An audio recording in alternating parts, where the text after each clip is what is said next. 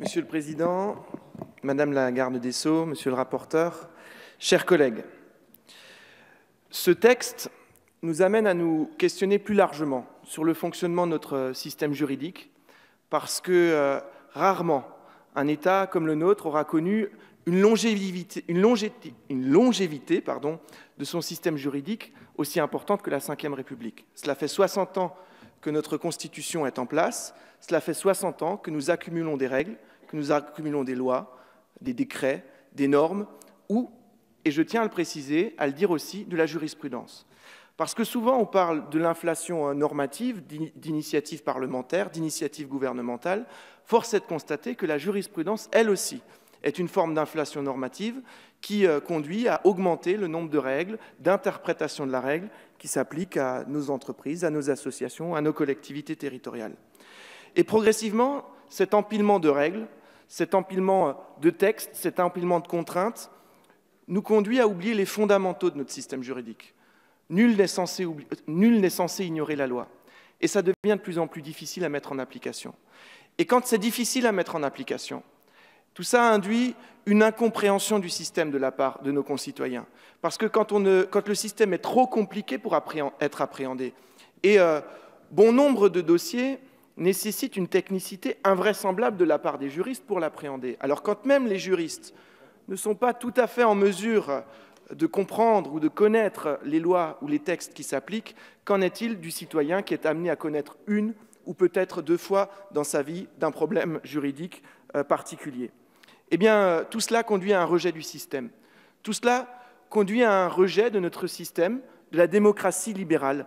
Parce que nous nous inscrivons dans cette logique-là. Nous nous inscrivons dans une logique où la démocratie, notre démocratie, est libre, elle protège les libertés, elle protège les initiatives, elle soutient les initiatives. Et progressivement, nous sommes tombés dans un régime parfaitement administré et totalement administré, ce qui pose bien des problèmes aux initiatives dans nos territoires. Alors avec ce texte, quelque part, proposé par Pierre Cordier, notre rapporteur, proposé à l'initiative du groupe Les Républicains, nous vous proposons de changer de logique, de passer d'un État qui contrôle de façon tatillonne avant l'initiative à un État qui fait peser sur les acteurs individuels la responsabilité de leur choix.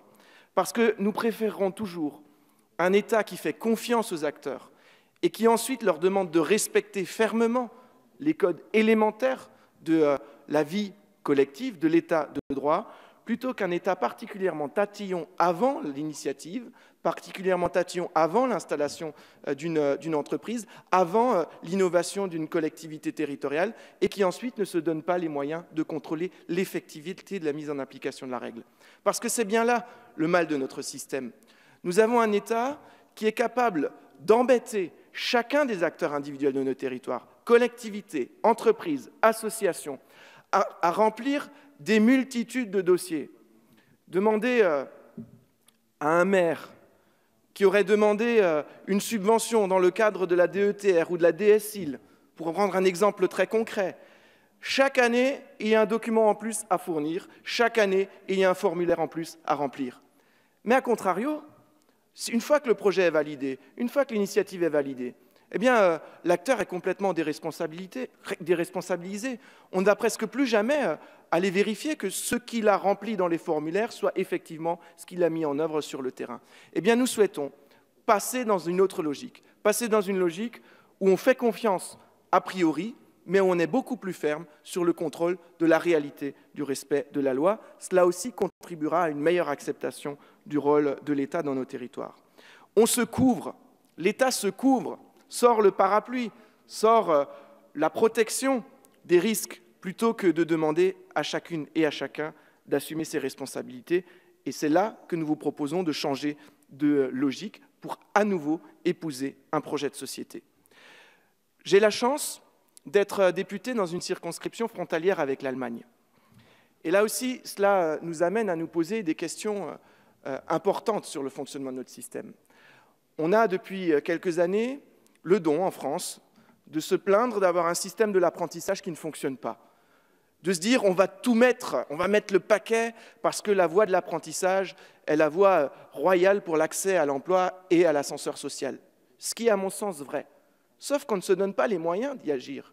Quand une entreprise prend à sa charge de prendre un apprenti, sa charge financière, sa charge sociale, la charge en matière de temps, eh bien, elle n'a pas le retour de la formation de cet apprenti, parce que l'apprenti va se retrouver dans l'entreprise, il n'aura le droit de presque rien faire.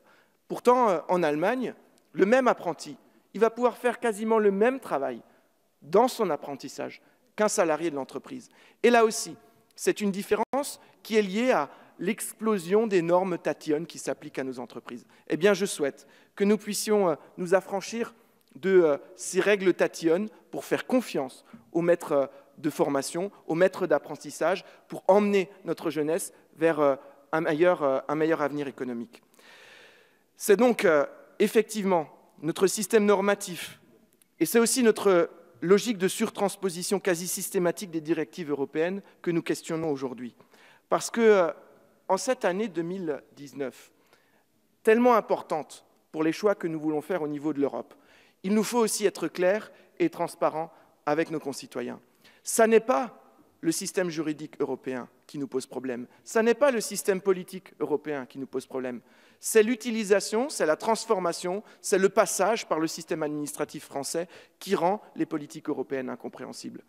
Et bien sûr que derrière un certain nombre de surtranspositions, il y a des choix politiques. Derrière un certain nombre de surtranspositions, il y a parfois de l'avance sur certaines politiques européennes.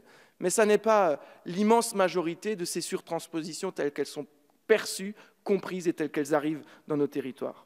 Enfin, j'en conclurai sur cette idée que cette proposition de loi constitutionnelle portée par notre excellent collègue Cordier est aussi une façon, pour nous, de dire que nous souhaitons que notre Assemblée, que le Parlement, reprenne un rôle plus important dans le processus normatif, reprenne un rôle plus important dans le contrôle du gouvernement, parce que nous voulons bien vous faire confiance, Madame la Ministre, sauf que nous constatons que la réalité de la réduction de cette surtransposition, de la réduction de cette inflation normative, elle tarde à venir. Alors nous souhaitons que notre hémicycle soit compétent pour en juger, soit compétent pour décider qu'il faut stopper ou accélérer la réduction des normes.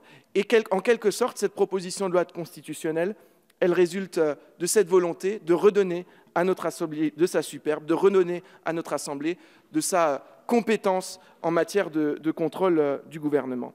Voilà, mesdames et messieurs les députés, chers collègues, cette proposition, elle tend à rendre durable une volonté ferme, une volonté déterminée de réduire tous ces textes applicables à nos entreprises, à nos territoires, à nos associations, à nos collectivités, et qui empêchent l'innovation, alors même que nous savons tous que le XXIe siècle sera celui de la créativité, de l'innovation, du pas vers l'avant qui nous est aujourd'hui impossible par notre système normatif. Je vous remercie.